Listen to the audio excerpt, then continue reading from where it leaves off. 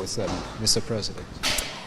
We are very like-minded partners, European Union and Nigeria, and we were today exploring new ways where we can cooperate. I think the security situation in the world is very serious if we look at the geopolitical picture, and that's why it's important that those countries who are valuing the rules and the international, rules-based system also, stick together. It's good to hear that, but what particular area, Nigeria is having that challenge like you just mentioned, what particular area is EU interested in assisting Nigeria?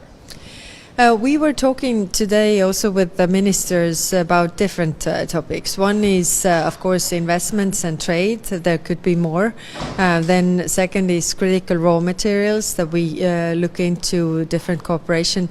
But also in terms of security, for example, cybersecurity issues that where we can have cooperation even more. So there were different aspects that we were exploring today. Thank you.